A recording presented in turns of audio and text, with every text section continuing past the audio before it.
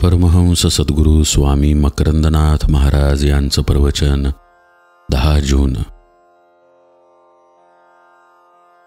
जैसे कर्म तैसे फळ, लाभते केवळ। प्रत्येक व्यक्तीच्या जीवनात तिच्या वाट्याला काही चांगले तर काही वाईट भोग आलेले असतात।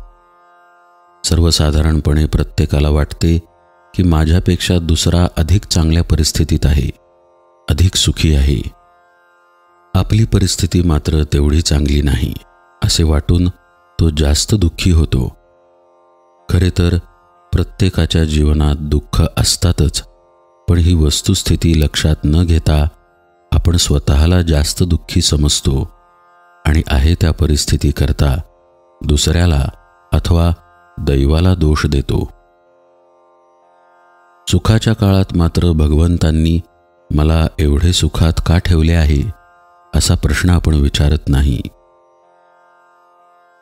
साधकाने अंतर्मुख होऊन विचार केला तर त्याच्या लक्षात येईल की भगवंतांनी आपल्याला कितीतरी दिले आहे, मात्र सुखाचा काळ मोठा असला तरी लवकर संपून जातो।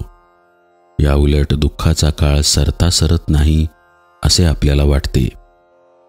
यासाठीच सुख पाहता जवा पाडे, दुःख पर्वता एवढे असे तुकाराम महाराज म्हणतात।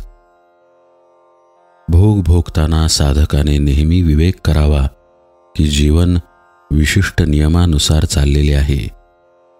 आपल्याच प्रारब्धानुसार म्हणजेच पूर्वकर्मानुसार हे भोग आहेत। हा कर्मविपाकाचा सिद्धांत स्वीकारण्याचा प्रयत्न साधकाने कसोशीने करावा।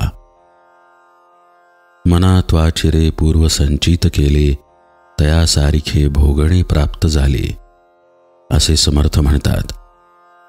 हा भाव अंतःकरणात दृढ होण्यासाठी विवेक करावा।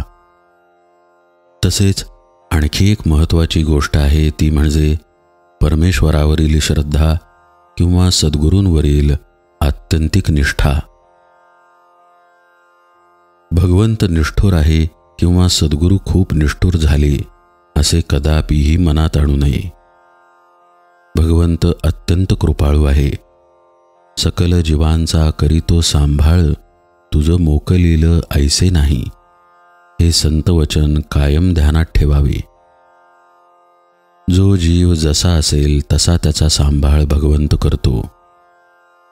वेगवेगळ्या निमित्ताने आपले जीवनही भगवंतच निश्चितपणे सांभाळत आहे असा पक्का विश्वास धरावा, म्हणजे मग घडणाऱ्या घटना, येणारे प्रसंग आपण सहजतेने स्वीकारू शकतो।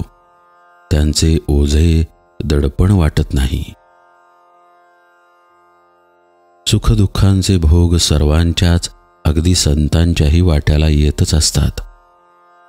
तयाही देह एक कीर आथी, लौकिकी सुखदुःखी तया ते म्हणती असे ज्ञानेश्वर महाराज म्हणतात। लौकिकातील सुखदुःखे संतांनाही असतात, पण ते कधीही सुखाने हुरळून अथवा दुःखाने खचून जात नाहीत। बऱ्या वाईट सर्व प्रसंगांमध्ये परमेश्वरावर भार सोपवून ते अविचल राहतात। जी जशी परिस्थिती समोर येईल तिला शांतपणे तोंड देतात। आपली कर्तव्य कर्मे चोख पार पाडत राहतात। साधकानेही असे स्थिर राहण्याचा अभ्यास करावा।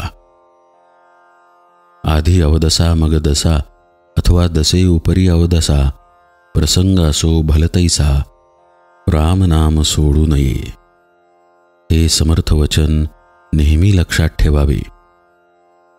कोणत्याही प्रसंगी अति आनंद अथवा अति दुःख मानू नये। कदापि कोणालाही दोष देऊ नये।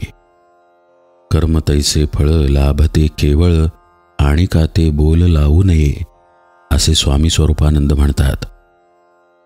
अशा पद्धतीने जीवनाकडे पाहिले तर साधकाचा आंतरिक विकास होतो, अंतर्मुखता लाभते। हळूहळू त्याला आत्मसंज्ञक शांती प्राप्त होते। जी शांती, जो आनंद मिळवण्यासाठी साधक जीवनभर प्रयत्न करत असतो, त्याचा याच जन्मात तो धनी होऊन जातो। परमहंस सद्गुरु स्वामी माधवनाथ महाराज की जय।